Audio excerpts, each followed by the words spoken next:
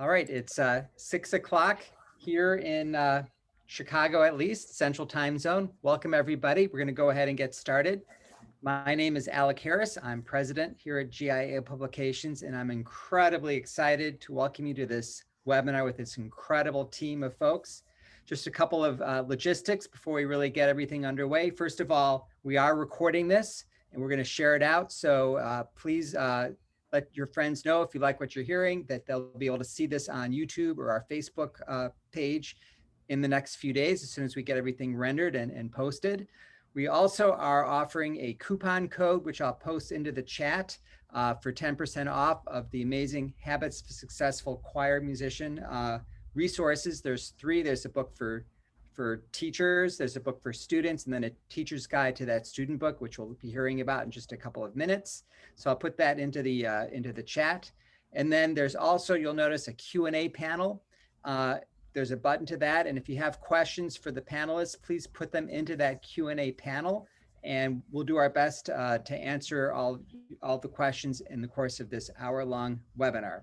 So it's really an incredible honor to introduce you to this amazing team of music educators and choir directors. First of all, I'd like you to meet Lizzie Keene, who is Associate Choir Director or Choral Director at Wando High School in South Carolina, where she directs the Freshman Treble Ensemble Concert Choir and teaches AP Music Theory and Honors Music Theory. Also, I'd like you to meet Matt Taylor, who is Associate Choral Director at Wando High School and directs the top all treble ensemble called Bella Voce, as well as the intermediate treble choir. And then, of course, Eric Wilkinson, Choir Director of Wando High School Choir Program, Fine Arts Department Chair, National Board Certified Teacher, and author of the Habits series, Habits of a Successful Choral Musician and Habits of a Successful Choir Director. And he directs the top mixed choir at Wando, as well as the men's choir. And then, of course, I'd also like to turn everything over now to Scott Rush, who runs everything habits for GIA Publications. And Scott is a former band director at Wando High School and a master educator, music educator himself. So Scott, over to you, and thanks again for joining. Thank you, Alec, and welcome everyone to Habits of Successful Choral Teaching during the pandemic and beyond. I feel like I should say after the final rose or something like that. But anyway, I really want to welcome everyone, and it's just exciting that we can get together and talk shop. So I'm going to jump right in and pose a question. If you guys would describe your current COVID teaching environment and tell our listeners about any imposed restrictions related to your rehearsals. Absolutely. You know, when the year started, we didn't know what really we were going to be, what the environment was going to be, what restrictions they were going to pose on us until it was about, just a few days before school, really. So I know everybody's got different teaching COVID restrictions. For us, we are not allowed, the biggest thing is we're not allowed to sing inside. So we're allowed to hum and we can speak inside, but no singing inside. So we have to, any singing we're gonna have to do, we have to go outside. So for us, we've got our regular classes are either block classes, 90 minutes, and some that are 45. We meet every day, 5 days a week. We were never on a hybrid schedule of, students coming to school Monday and Tuesday and then leaving and not being here Wednesday, and then a different set coming Thursday, Friday. We never did that. We've had students in person, but then also students that would be 100% virtual the whole time. And as the year progressed, we started with not that many students in person and a bunch of students virtual. And then we would hope when we would start rehearsal, we would, step up to the class, and we started with not that many students in class and then activate the Zoom call and have Zoom students and in-person students the whole time. And as the year has progressed, we have more and more students that are coming to be in person. I'd say right about now, each class is about somewhere between 10 to 30% of students that are virtual. The rest of the ensemble is in person. Again, we're wearing masks at all times. We've spaced out the seats in the choir room. We've marked on the floor, 6 feet apart for every seat. We also asked to have some plexiglass partitions so we could try to fit a few more students in the room, and then they would be a little bit closer together. But we do in some of our large classes have students seated behind the risers where I never put anybody. So it's a tough situation. If you're on the way sides of the room, either side, it's difficult to see the board. But we start inside every day, and then hopefully if it's not raining, we get outside to go sing. When we're outside, we're still wearing masks and stay 6 feet apart. We've explored all the little nooks and crannies around the outside of our school and have found a place we affectionately call the cave, which is a little entryway to the building that it's outside, but it's a little bit covered and we get a little bit of reverb there. So that's nice. And there's some other spaces outside that we've explored. We are not allowed to have any concerts in our Performing Arts Center. We were able to do 2 outdoor concerts. So it's been incredibly difficult. So those are our situation. That's the situation. As I mentioned, one of our solutions to dealing with that environment of, just to jump right into it, to go having students in person and virtually to work on skills, to work on repertoire, and has been, well, actually, let me back up for a second. The district asked us to, since we are working in that students in person and students virtually at the same time format, teach a lesson for about 20 or 30 minutes and then send the Zoom students away to go do work at home. And then we could work with our students in person. And that's a challenging feat for any teacher. And I think one of the things that we have found to help us a great deal has certainly been, our Habits of a Successful Choral Musician method book. And that solves it. When we created this book, it solved problems that I didn't realize that were going to exist right now. I mentioned, students on either side of the room that can't see the board. So normally, we write a bunch of stuff on the board, but now they can't see that. So if we're going to do some rhythm exercises, we can say, turn to your habits book and go to page 36. Let's do some rhythm work. And the students at home also have the book. And so their habits book, so that they can turn to the exact same page, or they can pull up their digital copy of it. And that way we're all on the same page with what sight reading we're going to work on that day. So some of you may be asking, some of you that are new, what is this habits book you're talking about? And if you don't mind, I'd like to just show you a quick preview of that just shows a little bit of the inside of it. This is a great resource that has a variety of things packed all into one location. And give me just a second and I'll get right back to the right button that I need. There we go.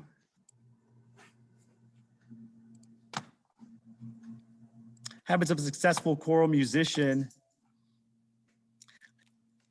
as I mentioned, has a lot of things packed all into one spot. It's got some warm-ups in case you need a refresher on some good warm-ups. One thing that's really great, it's got all of the vocal pitch exercises that we love to use in there. A lot of times in the past, we may have taught these by rote, but now they're all written out so that students can see them. As I mentioned, lots of great rhythm exercises, tonal patterns. Sometimes we like to practice just plain old tonal patterns without any rhythm. So as you can see here, you determine where do is, figure out that key, and then sing some of these patterns just with solfege. After that, we've got mini melodies, shorter melodies, usually like between 4 and 6 measures. Again, students have to identify the key and then now figure out the solfege and the rhythm. And then we go on to more advanced melodies that are a lot longer and have more comprehensive work. Also in this book, we've got folk songs. There are some rounds. And then also lastly, some great chorales in there to use. So that's just a quick, this is what we may be referencing tonight when we reference the Habits book. That's what we are talking about. And one other aspect to this whole, teaching in person and virtual, go outside to sing, students at home, go work on your assignment. And they threw that ball to us right at the beginning of the year. What assignment? Okay. Are they going to go record themselves and then send me 1,000 emails? How are we going to continue to make sure that they have the right thing and have the right melody? Am I going to, photocopy a bunch of things and scan it and send it out? So as soon as we realized that we were going to be in this environment, I knew that we needed another solution, and that was to use the Habits book paired with Music First, and specifically the app Practice First. And this allows us to use the method book, and students that can sing into their Chromebook at home or in person. We go outside and they can sing specific examples and then get graded on it, and it all gets sent back to us. It may sound a little bit, weird right off the bat, but again, if you allow me, I'd like to just share a video to show you what I'm talking about, because we'll reference this a little bit more in the webinar. And I think this has saved us a great deal this year.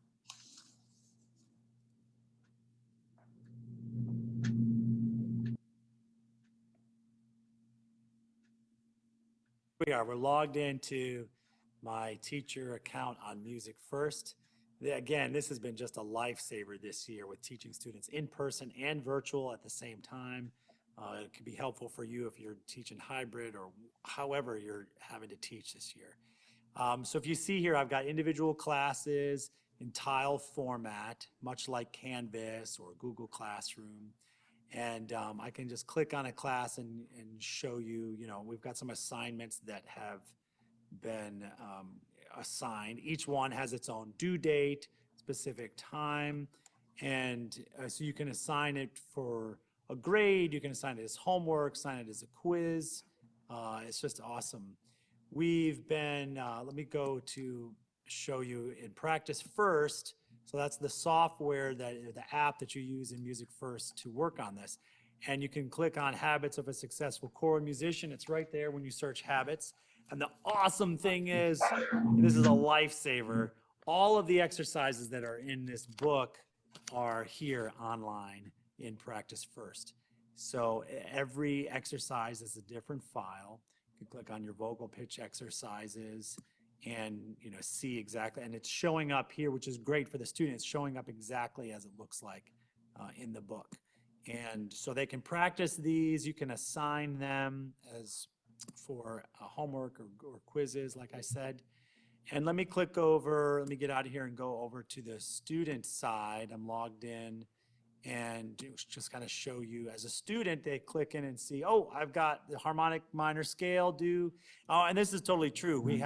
I just taught a unit on minor scales, harmonic minor. So we did mini melodies that were in minor, tonal patterns that were in harmonic minor. Of course, they had to practice and sing their harmonic minor scale. And so as a student, when they get to the assignment, and these are very easy to click to whatever learning management system you're using. We're using Canvas this year. And so it's so easy to get them in the right direction, to get them to the right spot with very few clicks. And then they get to the exercise, they can hit play and practice it. They can adjust the backing track for when they record. We like having the metronome on rather than follow me. And you can adjust the tempo, make it faster or slower. Let's click this down to like 90 or 95, that's good. And then after they've practiced it a bunch, they can start to record it. And then if it's an assignment, they record it and submit it to the teacher. So it'll give me, let's try it. It'll give me a little practice tone first, or not practice tone, it'll give me the starting pitch first, and then a few clicks, 4 clicks to get in. So this will sound weird. You won't hear the practice tone just the way that this screencast recording is, but let's go ahead and do it anyway.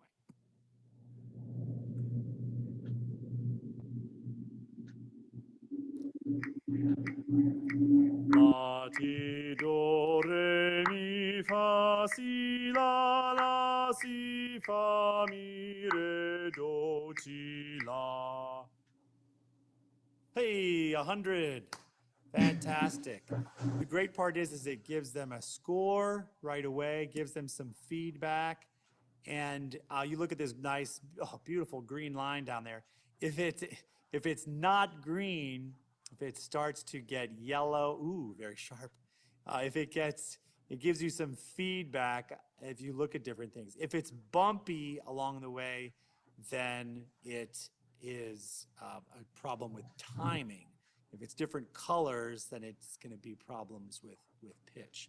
And so if they like their score, they can then submit to teacher. And a lot of my students, it's been so great, I see them, they may practice the same exercise a number of times before they submit. And I'm okay with that because they're practicing and they're doing some repetitions and they're singing, which is what we need a lot of this year, and a lot more practice than we're able to get, given the circumstances.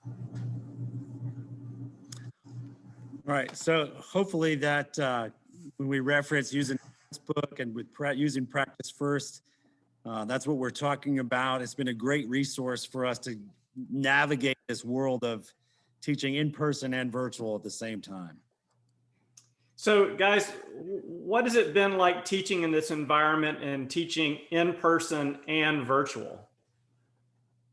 Yeah, I'll answer to that. I think everyone here having education experience, you know what it's like to juggle a lot of things at the same time. So what's a couple more balls in the mix, right? It's like, it was a big adjustment at first. I think it was interesting having the hybrid teaching at the forefront. So like Eric said, we're seeing our students 5 days a week, which we were grateful for, but the context in which we were seeing them was both like simultaneously and like we have the in-person and virtually. And everybody has been on a Zoom call where it's hard to assess what the mood is on the Zoom. But like doing that with also 25, 15-year-olds in front of you at the same time is very difficult. And I think one of the things that we realize quickly is there's this concept of, we said the majority rule, like the majority runs the classroom. So the first couple of days, there were 3 kids in the classroom and 40 kids on the Zoom. So like, this is where we were, right? But as soon as you cross that threshold and students start pouring in, and you have to tell the kids in men's choir to like quit touching each other and all this, sit down in your seat, all this stuff, then it's harder to stay present this way on a Zoom call. So that 20-30 minute timer that Eric was talking about earlier was actually pretty useful for us. It was almost like a less is more approach at the beginning. It was like 30 minutes of real intention on, if I'm going to err on the side of one thing, I'm going to be really present with the people on Zoom. And then when it's time for us to go outside, I did a couple times where I would bring the laptop with me, and more often than not, you become the laptop in the corner of the room. And so when Music First came around and we had assignments that we could simultaneously assign, that would kind of be the send off to the Zoom. So we reached the 30-minute mark. We've talked a little bit about curriculum, and it says like, okay, here's that melody. And while they're getting used to that software, being able to share your screen in Zoom is great. We could walk them through it like Eric just did to all of us, but you do that 4 or 5 times over, build the routine, dismiss those Zoom students, encouraging them like, this is your assignment, you're still in class, let's get this done right now. And then our school, fortunately, just this year became a one-to-one school for electronic devices. So every student has a Chromebook. They are expected to bring it to class. And so we can then go outside into, like we have the cave. We also, if it's a nice weather day, which we had a lot of in the fall, we would go out in the courtyard and they'd all kind of find their own little corner and work on that Music First recording. So that was so useful for us as we sort of started to find our new normal as the year got started. Yeah, and then we kind of evolved from there. Some Zoom sessions have gotten a little bit longer as we've gotten more comfortable sharing curriculum. But at first, when everybody's in the free-for-all sort of scramble, a quick thing that we clung to was those little assessments that has the students recording daily or every other day, so that they're practicing and something is holding them to a standard. Yeah, and I just wanted to add, there are so much routine that we like to establish at the beginning of the year. And so many of our fundamental vocal pitch exercises and scales that we would sing on solfege at the beginning of the year, many, many, many times to really establish, good singing habits and good intonation, solfege skills. And I was just, when we started the year and there was only maybe 20% of the ensemble was in the room and so many of them were at home, I was just really grateful that we could send them with specific assignments. Okay, sing your major scale in thirds. All right, do it. And again, they click on it. And like I said before, they'll listen to it a couple of times and record it a couple of times before they submit.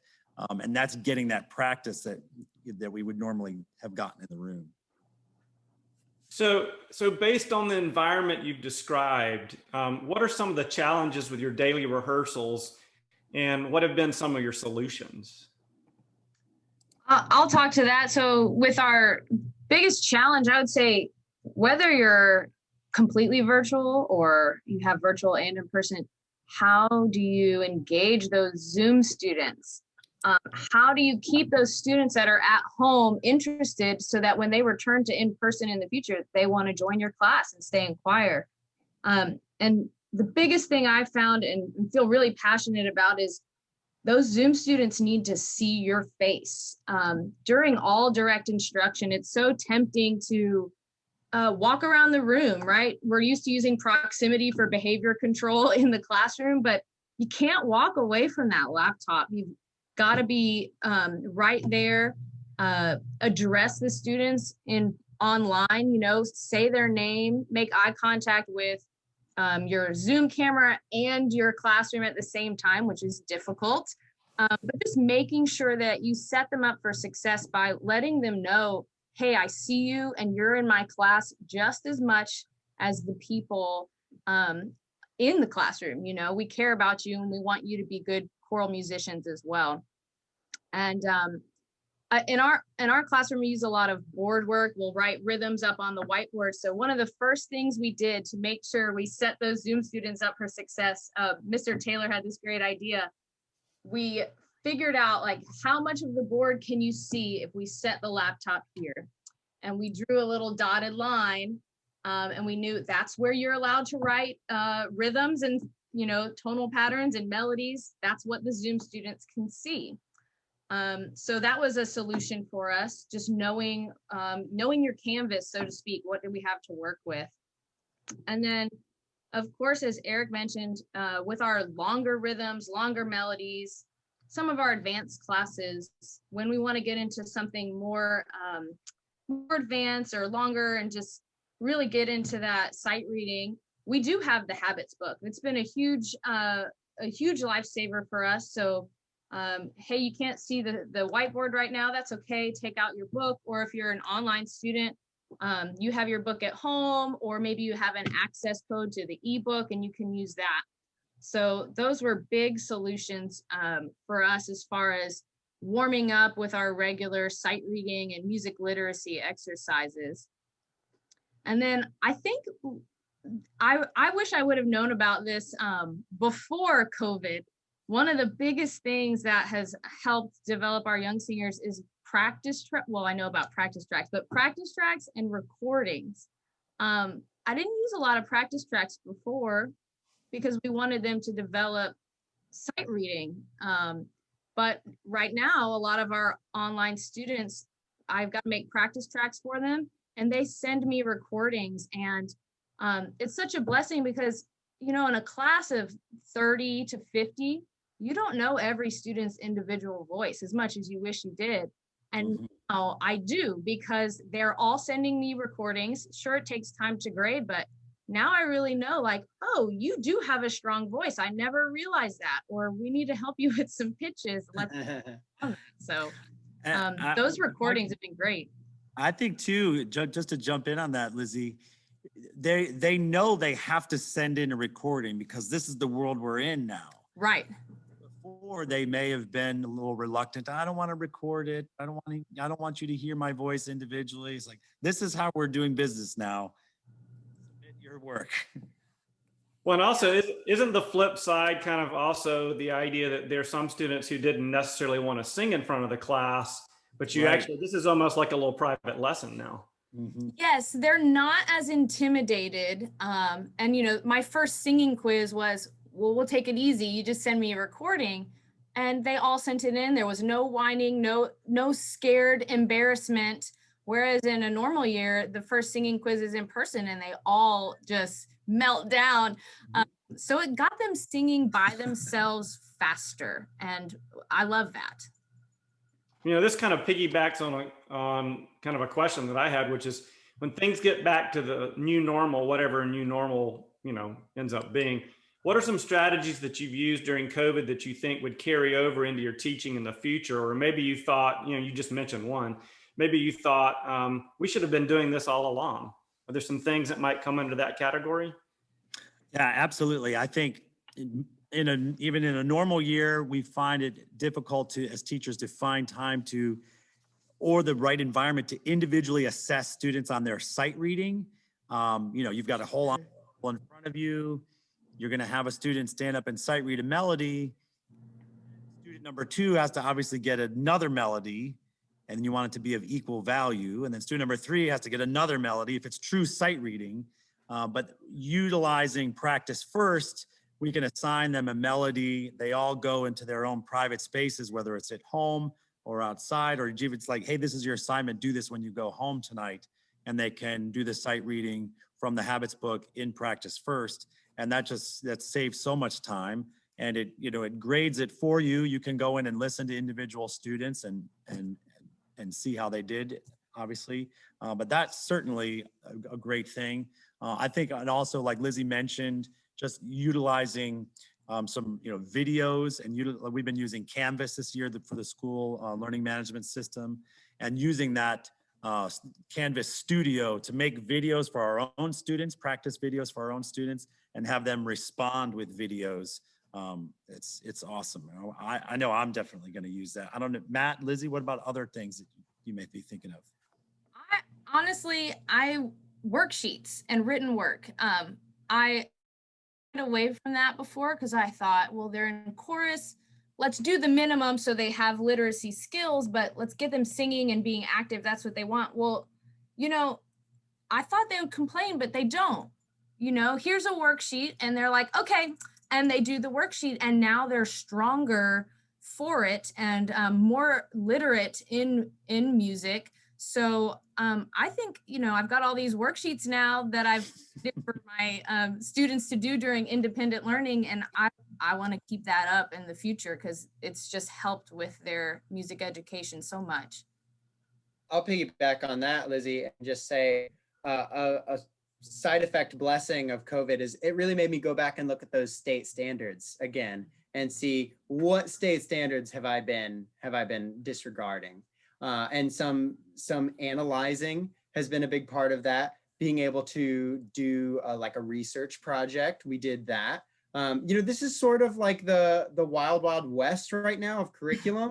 And so I have found I've been really encouraged in the times where we've been able to sort of look outside the norm. Our MO is to just overload ourselves with repertoire and big goals. And that's a great forward momentum atmosphere to be in. And so I love that, but it's been a really nice way of adjusting the way we operate right now, since we can't have those concerts, finding other ways to look back at the overall state standards and see, like, what are we missing? Like, another thing that we've been doing in some of our classes are some small little composing units. And I'm talking very simple, like you give them some parameters. We've had them writing tonal patterns in different modes, for example, on solfege, or even just say like 10-note tonal pattern from do to so, here you go. And they can practice singing it and meeting those different standards that we hadn't really looked at, or personally, I haven't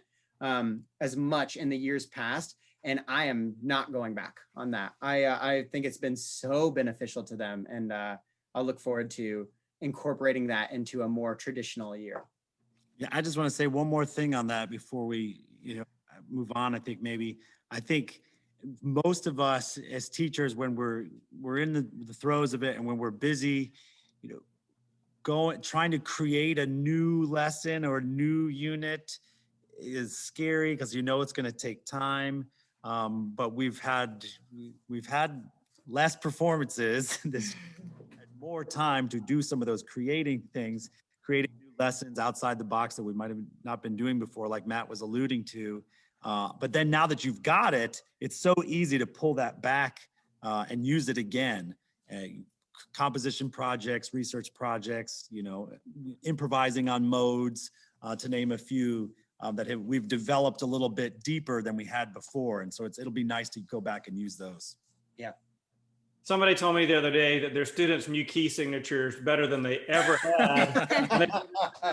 Because they really took the time, That's, right. That's cool. I know fundamentals time has been more of a challenge this year. So how do you keep students sight reading during these times of COVID? I know that's been somewhat of a challenge. It is. We've been doing a lot of sight reading, actually. We've been using, as we mentioned a lot tonight, using the habits book and using practice first. It's really been the saving grace because there's such a variety of materials in there for all the different levels of classes that we have.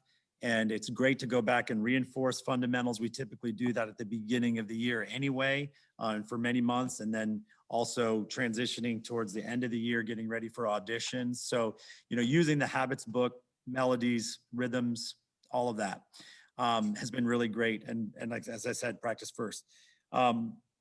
We've continued with the board work, as Lizzie mentioned, boxing out so that the Zoom students can see, here's what we're going to work on today. And a lot of times that board work is going to be connected to what repertoire we're going to be working on. We're getting ready to work on a song that happens to have a lot of quarter note triplets on it. So the rhythm today had a lot of quarter note triplets in it to make sure that they're doing that correctly. We also found too, a lot of times in person, we'll do a lot of flashcards drilling of rhythms and tonal patterns. But we figured out that if we have a document camera in the room and we can project that onto the Promethean board that you see behind me. Well, I also figured out, well, if I move my laptop over there, point it at the Promethean board, then I can still do the flashcards with the kids at home and we can get them to respond. And so we can function pretty much like we normally would do to train some of those fundamentals. Calling on individuals at home for sure, to do it on solfege or humming in the room. We're going outside, as we mentioned, to go sing, to do some more, able to sing more on solfege. It is a problem we have noticed, just as a side note, I'm sure a lot of other educators, if they've been doing a lot of humming, have noticed, and you got to kind of combat this. If you're humming if you're humming and only doing the humming and not getting outside or getting somewhere where you can use that solfege, you're going to notice, there's some deficiency in their sight reading, because when they just try to hum a tonal pattern or a melody and not really, or when we hum, I'll make sure that they're doing their hand signs. So hopefully inside they're still thinking the solfege to get that right pitch. But I encourage everybody to get somewhere where you can, get singing on solfege, because that solfege helps them so much getting accurate pitches. And assessing Zoom students, singing strategies, having them, we can set the students in class on something, and then we can kind of huddle up with the Zoom students to listen to them sing a few things. So those are some of the strategies that we've been using. Lizzie mentioned our younger students and first-year students, having them send videos or send recordings. That's been our strategy. We've been hitting it in all kinds of areas. Right. Well, I would mention, I teach one of the younger classes that solfege and sight singing is new to them. And in a normal year, right, I try to avoid singing or playing the melody. The point is for them to learn how to do it. Well, the students, you can kind of hear if you're doing it right, even if you're not right, maybe the girl or guy next to you is, and you're starting to learn how to navigate your voice. Well, the Zoom students, they don't have someone in the room reinforcing the right melody. And so I sing into the camera. I sing, when it's time to perform, I'll perform with them so that their voice can kind of be trained with mine. Or during practice time, like I'll practice and I'll just talk out loud. I'll be like, oh, okay, here I am on do. Oh, I don't know how to get to so. Let me walk up my tonal ladder. And they're kind of hearing my process out loud. And again, I'm hoping I can't hear them unless I put them on the spot and say, sing a solo. So I'm hoping they're getting something from hearing me and the in-person students practicing. But it's just really hard to tell. You can't assess the group when the group is now, 10 individuals at home on Zoom. Right.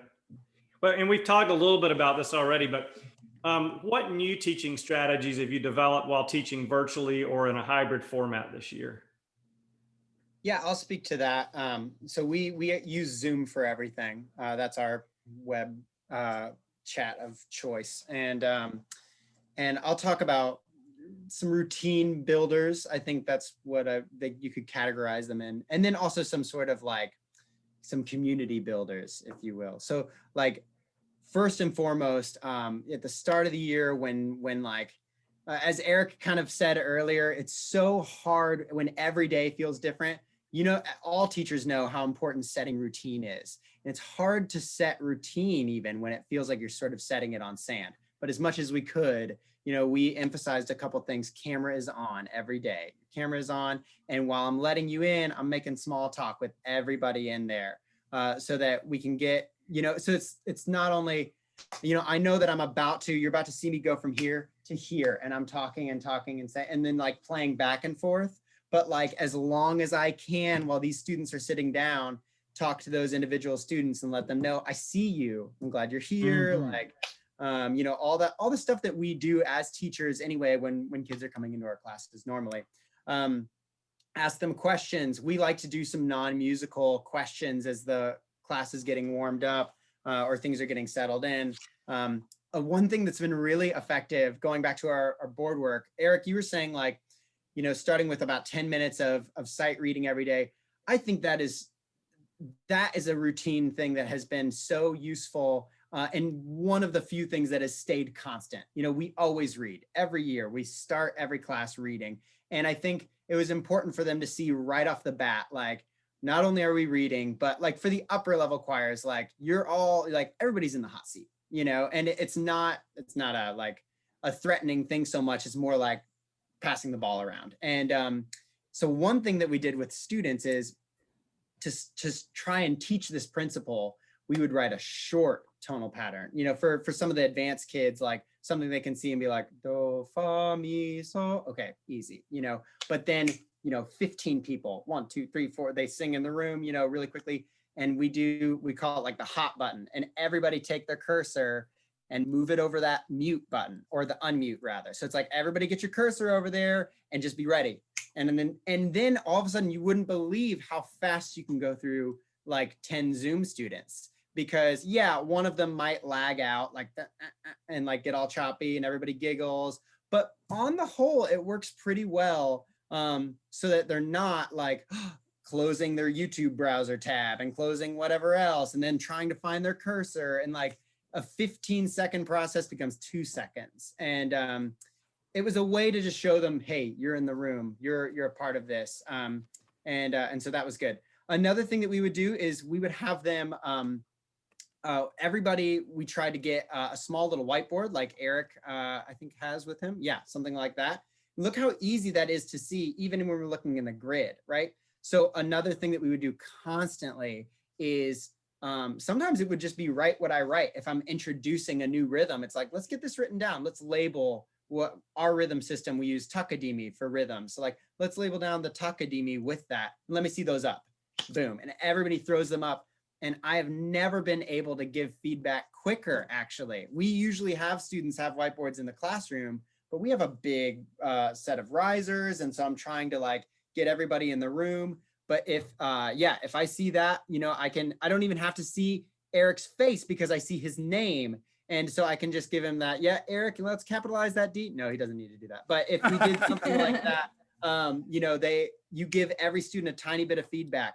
And for those students in the room, I try and find 1 or 2 superstars, that kid that is like always always on it and knows what you're going to ask and knows everything, you know, and I'll let them roam and they'll go check the other boards, you know, and in the classroom, they're giving a little feedback in the classroom. So yeah, those have been really big. Movement, we try and start every class after our sight reading with a little bit of stretching, or some days before. And, you know, I'm not huge about like enforcing. Some girls, especially in March, like some people are sitting, and that's not the worst thing. But I try and view it as an incentive, because it's like, you're sitting for 8 hours today. Like, let's stand up for 5. How about that? Would that be so bad? You know? And so yeah, I'm not a huge stickler about it, but it's amazing how many of the students join. And it's fun too, if you can stand up and like get them stretching over, then you see a whole Zoom grid of people moving, and it's kind of fun because they see themselves doing it. Any way for them to feel a little bit connected. I saw a question like, what do you do if your district doesn't require cameras to be on? Then I think you're just at the mercy of if the students you know, choose to be in the classroom visually. And we've had a couple specific student instances where parents haven't wanted that to be the case, and that's okay. Like, we go case by case, but as best we can, we try and get kids visually engaged, and that's been really helpful for us. Well, and Mr. Taylor, I'd yeah. like to offer to that question, you know, for us, we use hand signs, and I use that as my excuse right away. Look, we do hand signs, and the only way for me to see if your child is participating and learning is if I they have their camera on, because how else am I supposed to see that? And I'll offer to the parent, if you're uncomfortable with your child having the Zoom camera on, we need to come up with an alternative where they can send me a video later in the day. And right away, that parent said, not a problem. My student wants you let me know if it's a problem. So maybe make it about your content. Make it about, I'm trying to assess if they're understanding and, you know, learning. That's great. So those are all of our practical curriculum builders, but I also want to talk about like a couple just life-giving things. You know, these students do the same thing every day and sit down in front of their laptops for like 8 hours of school, which I just can't even, you know, in my 17-year-old brain, I just does not compute. It's crazy to think what an experience that would be. And so anything we can do to break out of the monotony, I'm all for. So basically, like, there are a couple times where I will set aside focus in exchange for engagement. Example being, we had a couple students come up with like some theme days. Everybody would join the Zoom, and it was like, one day we were like, let's all wear a funny hat to Zoom, like simple, stupid, but look how great this Zoom looks now. Oh, don't you want to learn here? This is great. You know, and like, no, are these kids paying attention to me while I'm talking? No, you probably aren't. And I wouldn't blame you, and that's okay. Like, everybody is enjoying the moment. And it's like a simple, dumb thing that makes them feel like, oh, we're a part of something. I think what's such a shame about hybrid teaching is, like, even if I'm looking at you the whole time, if there are kids in here, it's hard to not feel like you're the second thought, because like there could literally be like an emergency happening in the classroom or something that like you have to tend to because these students are under your care. And like, it's difficult. And when we can do like little things like that, like themes, you know, it's a way for them to have their own engagement. We also did one of the best days on a Friday, and it was a mess, but we did bring your pet to class day, and like every kid had a dog or a cat. It was unbelievable. The Zoom students, obviously. Yeah, just the Zoom students. There weren't like a lot of gerbils in the classroom. And also like in the holiday season, you know, we did one day where like get to the most like decorated part of your house, or even if their house wasn't really decorated, they knew how to make a virtual background. So they get like a winter wonderland behind them, and just seeing the grid was fun. Anything like, yeah, will they be less focused? Yes. Will they be less miserable? Also, yes. You know, and so I think it was worth it for just to have a couple of days to look forward to. The last thing I'll say to that too is all these kids have, or all of our students use TikTok, which will like can compile. All your students know how to use it. We don't even know. They know how. You can make like a smash cut, like 60-second clip of like, here's like, I don't know, a couple hours condensed into 60 seconds. And we started to do one student a week would give us, and they had to be a virtual student. They would give us a little day in the life video, and they elect to do this. I made a Google form. You could sign up. And then I said, okay, Ella, you know, you're going to send me your little day in the life video this week. And at the start of class, we would all watch it on Thursdays, and those were our days. And it would follow up with like a little Q&A, like girls in the class had questions like, what kind of coffee were you drinking from Starbucks? And like we talked to them. And it was a small, silly way, again, to feel like we were all in the room together. And it's incredible how far that went, because they feel like two different worlds a lot of the time. And so it was this really special thing where we could feel like a class. And that big Promethean board right behind Eric, we can actually plug in and have the grid of Zoom up there. So the class is facing that and they can't see it, but they're facing the class. And it's this sweet little moment where we can do these things. So those are some of the strategies for like virtual teaching that have been really helpful for us. And I would say, in addition, you know, before I said, I like worksheets. You know, I'm a music lover and you know, music teacher. So of course I like, you know, written theory, but didn't think the students would. Well, same thing with oral skills training, like rhythm dictation. I play do re mi and you write it down, or you know, a harder thing, or I taught, you know, teaching major versus minor triads. Can you tell the difference? And you know, I wondered, you know, do they like this? That's a different skill. I teach younger students. Will they like it? And I just found that they love it. It's a whole nother skill. No other class during the day are they using their ears, solely their ears. And so teaching small things like, okay, I'm gonna say a rhythm like bum, bum, bum, bum, bum. What was that? And they'll write it on their whiteboards. If they're at home and they don't have a whiteboard, they'll write it on a piece of paper. And you're building better musicians, and it's different and it's fun. So if you've never tried, you know, dictation, rhythm, or melody, you should give it a shot. You'll be surprised how much the students enjoy it. One of our favorite things to do for bell work, you can kind of see behind Mr. Wilkinson. So with their whiteboards or with their piece of paper, we'll do something where they'll build a rhythm. Okay, we're working in simple meter today, y'all, and these are the rhythms we've already learned.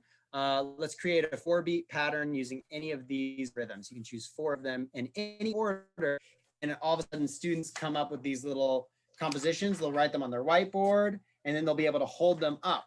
And then they can also practice performing those rhythms. You might say like, oh, I really like your rhythm, McKenna, let's hear that. And they can sing it back.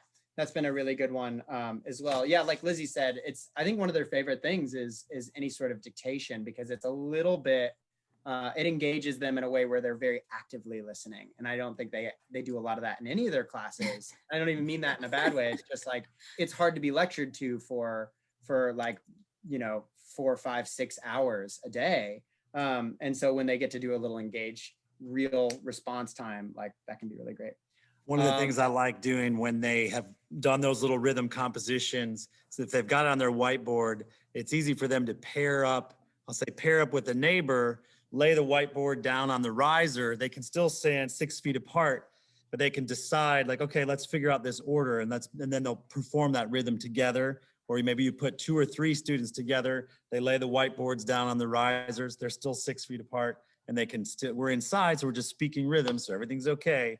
But it's a great way to reinforce the rhythms that we've already taught. A video that we will use, you know, probably until we all die, is like this triad video that Eric and I made on a whim like 5 years ago, but like every year we use it, and we found out that we can do it easily and successfully virtually as well. So just to give you a little taste of that, this would be like the start of class, and we'd say, all right, you need your whiteboards. We're going to do some triad identification, something we do near the end of the first semester. And you're going to help me and Mr. Wilkinson find some triads that we lost around the school. And then they see a little bit of this.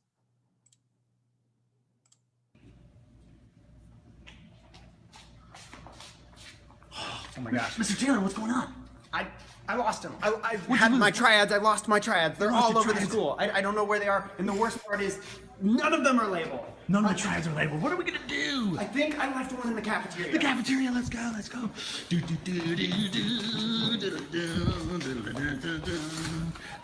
I'm hungry. Man, what's for lunch today?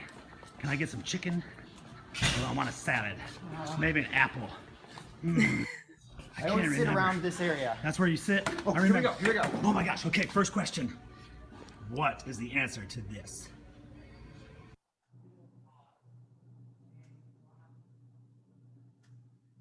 Oh, we can hear you now. Okay, cool. So yeah, we'll pause and have that there until like we can see even on the little grid, you know, kids are like scrambling to get it on their whiteboard as quick as they can and throwing it up, you know, and as soon as we see, okay, that you got the triad right, good for you.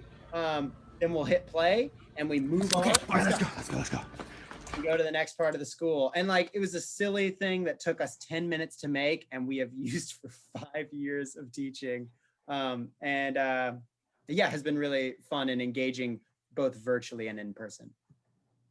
That's awesome. I will tell you, somebody asked in the chat about some strategies for elementary age students. And, you know, my wife did some tonal patterns and some rhythmic patterns with her Zoom students as well. So, you know, anything like that. Do you guys have any other suggestions for elementary that you might throw in? I think if you can get your elementary students to have access to whiteboards, like personal whiteboards, like we do, you know, maybe you're having simpler things, but those students still need to learn about quarter notes and quarter rests, and you know, they're learning by drawing. Maybe you have, you know, hey, everybody draw this real quick. So having that, making some sort of game out of it. Games are great, and like Mr. Taylor just showed, you know, if you can find some content specific to your grade level, students they're obsessed with screens and videos, and if you can find a way to creatively implement that and teach a lesson through a silly video where maybe you're at your house and you're bringing your pet to class or something, you know, they might. It's like learning through, you know, like Sesame Street, like, oh, I'm learning, but I feel like I'm watching TV. Like, if you can find a way to do something like that, I'm sure it would capture the elementary students' attention. Yeah, that's awesome. So how have your assessment strategies changed as a result of the pandemic? I think we kind of hit on some of these along the way, but I'd love to just kind of like recap. Definitely, you know, assessment strategies. I'm used to assessing the group. You know, I've been observed by, you know, main subjects like math and science, and they're like, wow, like you get to assess constantly. How lucky are you? You're constantly assessing because you get feedback, live feedback from your students. Well, when you're on Zoom, I can't, you know, assess you in real time. So these recordings have been great, and I can hear the individual voices. So that's something that's changed, learning how to assess individual voices versus the group ensemble. Definitely a lot more worksheets or online services. So music first, practice first, a little bit of musictheory.net, lots of written labeling, things like that. Have been ways that we have used it. And I think for sure, assigning those singing assessments on Practice First with the Habits book have been a huge thing. And, you know, Mr. Taylor, maybe you can talk about this a little bit. But sometimes we've had to differentiate our assessment from our Zoom students and our in-person. You know, hey, you're in person. So practically speaking, like you're here, you're in a choir. you should be able to sing with the choir. So how do I allow you to do that while also assessing the students on Zoom? So sometimes it's like, okay, you guys in person, like work on this rhythm. Yeah. And maybe you get together and have a little face-to-face session with your Zoom students. And Mr. Taylor, do you have something to add about that? Well, yeah, I think it's funny. It is like, it's the ultimate juggling trick. And if you can pull it off, it's the coolest thing. But like, you know, there are many times that I have not, but if the atmosphere is right, it can be great. If, again, it's all based in routine, but if the students know in the room, all right, I've put up a nice long rhythm for y'all. Like, you're going to chew on this for a minute before you get bored and start talking to each other, right? And they're all working, and you kind of monitor and even pace a little bit to show that you're with them. Then you can turn it into a little partner exercise, and whoever's standing, you know, closest to them in their space, they can kind of work together, count in together, and they're starting to work. And they'll spend 3, 4, 5 minutes working on that. And that gives me a chance to like say that we're working. Okay, Zoom, let's work on this. And I can call on people that are on this grid.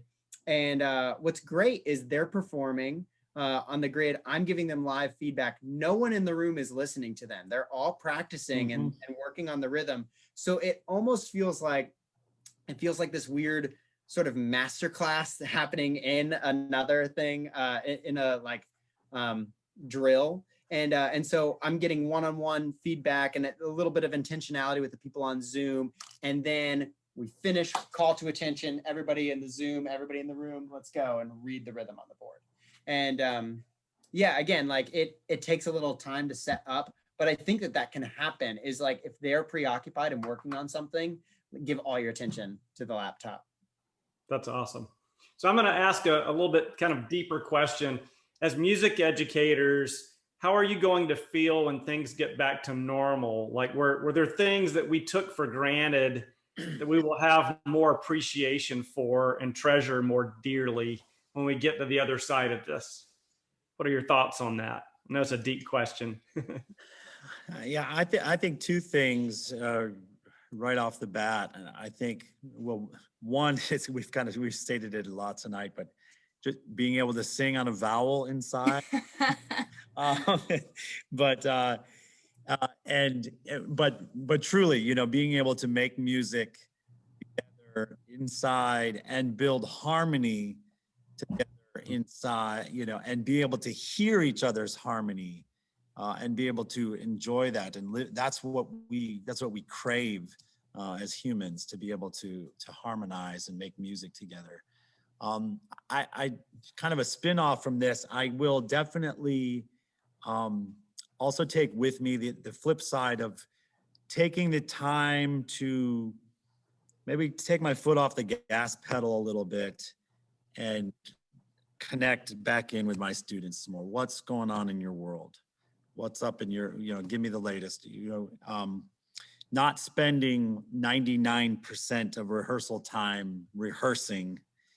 You know, we've added a lot more time in to check in on their social and emotional well-being and their health, and trying to offer them help, just as, you know, being their teachers, their the adults that are in their lives. And so that's going to be a feeling that I'll take with me as well. Matt, Lizzie? Lizzie. So I think with all musicians, you know, we kind of talk about this. What do you like best, the rehearsal and the process or the performance? And I've always been a rehearsal and process person. And in a normal year, I could be like, this concert, or, you know, concert, we had a great rehearsal. Isn't that enough? And, you know, but that's because I've performed so much. You know, I did it all through junior high and high school. I'm used to it. And these students, they're missing out on that. And just to see their face light up when they're like, I put on that dress or that tuxedo and I got on that stage and it was so nerve-wracking, but I sang and I might have messed up measure 6, but it's okay. Like, I did it. I'm not going to take that for granted. Oh, another performance. It's going to be, I'm well, I get to have a performance with these students. Yeah. I'll just add to what both of y'all said. I think it's really hard to have a vulnerable connection through this. And it's even harder to have like a vulnerable connection through this. It's so many levels of distance between us. And I think that, like Eric said, like, you know, I don't even know who's on the other side of the screen half the time. Like, it's like I might as well be staring at a wall sometimes, you know. It's like, how are you? I want to know. And we do all these things to try and combat that, but it's still very difficult. And these kids have been through a year that like that I don't think any others have, and so I have a lot of empathy for that, and I'm so excited for a chance to be able to connect in a more natural, genuinely just a more natural way. But like Eric said, I'm grateful for the chance to have taken a breath, look at some ways to like redo some things, and if nothing else, practice intentionality in a new way. It's like I will like bust it every day to show you that I care, even if it's like in different ways than I ever thought. And usually that's going to be more and more absurd, you know, but that's our job. And that is to reach, and so we just have to change the strategy. Well, and just and the idea that we're in the music business and the people business, and the idea of that, you know, true harmony, that connection with students. I really think that there will be more depth to the music making because of those connections that we're going to create. You know. So what is the best way for folks to get in touch with you guys? And let's mention that. And then I do have one question, because I think we can tie this one in that somebody asked in the chat. But what's the best way for them to get in touch with you guys if they have any specific questions? Sure. I'll put our emails up on the screen. Email is going to for sure be the best way. I know these are long, but let me maximize that so everybody can see. Eric_Wilkinson at charleston.k12.sc.us. Matthew_Taylor. Elizabeth_Keene. Give us a shout. There was probably some other questions that are difficult to answer, you know, in this setting. We'd be happy to, if there's something we covered that folks want to email us about, we're happy to help out. Well, there was a teacher in the chat who asked about the fact that she was a performer and then now she's a first-year teacher. Yes, yes, she has some questions about some strategies, and I would say not only to reach out to, you know, to each of you, so you can develop a relationship. But I'd also, you know, mention that, you know, we have our resources, you know, which is Habits of Successful Choral Musician. We have the student books and the conductor's edition. We also have a Habits of Successful choir director. It's really the pedagogy behind, you know, all of that. So, you know, we don't want this to just stop here. If you have other questions, reach out to the panelist, and, you know, we want to build relationships with you guys. And I would say get those resources, those habits, books. And, you know, if this is your first year teaching, you just came in the middle of February, if you can just stay one lesson ahead of the students, one day, I think you'll make it to the summer. Yeah, 1 minute you're winning. It's yeah. I do love, so I was just going to say, like, it's funny, like that Habits of a Successful Choral Director book, you know, I teach with Eric Wilkinson, and I read that book my first year. It's a great resource because it's holistic. And so it was really helpful for me. Well, it's about time for us to wrap things up. Do you guys have any final words? We do. Yeah. I'll share just for a moment. I think to reiterate on the fact, like, this is the year where in some ways it's almost like anything goes. I know it's the year of restrictions, but in terms of curriculum, it's sort of like, as I said, it's like the wild, wild west. So in these last months, as you finish this year that has been unlike any other, if you're a seasoned teacher, I would encourage you to explore a little bit. I think we've all gotten, you can't have not gotten into some sort of groove by this point. And I think that groove resembles survival mode in a lot of ways. And I wouldn't blame a single one of you. I think that's exactly how I've been operating in a lot of ways. But I have had the challenge and the joy of trying to look at my curriculum and find new things to explore.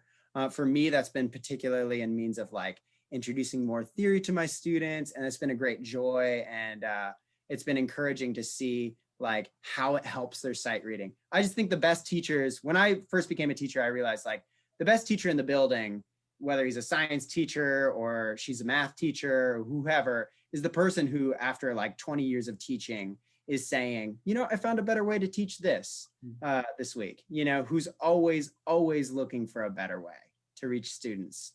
So take the time and explore.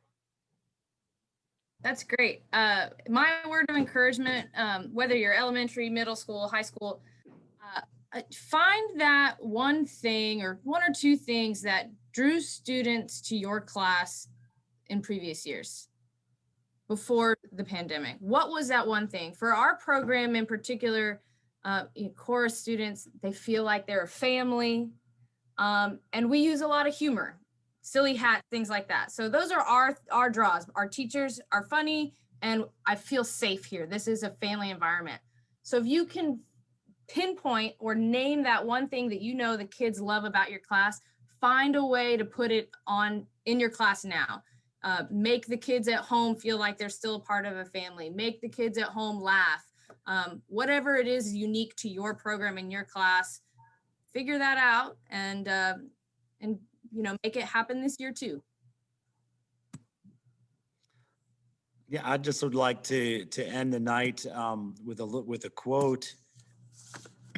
We offered a lot of different things tonight, and I wanted to just kind of send off with this from Mr. Rogers. You know, it's been a difficult time, and we encourage everybody to work hard and develop new ideas and new lessons. And one thing I thought about too when Matt was talking, it's like, you know, students can still tell if you're passionate about what you're teaching, whether it's a lesson that you just came up with or it's one you've been teaching for 10, 20 years.